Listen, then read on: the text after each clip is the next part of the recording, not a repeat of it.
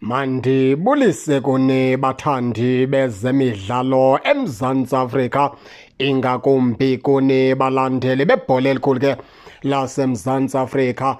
Apha ke sizawuthetha ngemeko kaGlodi Lilepo. Baphulaphuli ke uLilepo uchacha kakuhle kakhulu, naye ke ngomnye wabadlali angakhona pha xa iKaizer Chiefs isiqobisana phana neZamalek apha kulo mgqibelo nge-29 kaNovemba.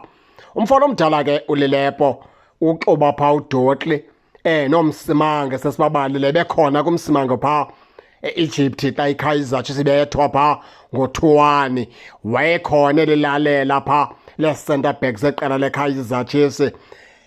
Ngoku ke uGlodi Lilepo unguye ke nale ndodanyana ke yakoSirino, abafana abadala bazoba khona. uSirino ke kangabe na injury besiyicacisile le nto kwividiyo ke eyandulela le. uSirino ebene-yellow card ezimbini wasuspendwa umfana omdala, kusho ukuthi ke ebekususpension umfana omdala, ubuyile ke ngoku uzobe khona ngomgqibelo. uLilepo ebeku-injury umfana omdala uquka pha uDotli ke na ke kuthiwa ke angabuya phaa kwezaa matches zikaDisemba zokugqibela. Uyajima, uyatreyina nabanye abadlali singamangqina. Uyatreyina nabanye abadlali. Inye qha into esambethayo ngoku yi-fitness umfana omdala. Phaa ke kwezaa matches zikaDisemba uzobe ke noko esixhoma isandla esitsho sithi nam ke ningandibuyisela kwi-starting line-up. Abanintsi ke sebeyathandaza bathi ke angabuyi uDotli lo, ukwenzela into yokubana ola donga lokugqibela leKaizer Chiefs njengokuba ke kubonakala ngathi lawuba nkenenkene lisenziwa ke yile ndodanyana ke yakwa-Inasayo Miguel. Nguye ke ozokwenza ola donga leKaizer Chiefs lokubana ke libe nkenenkene.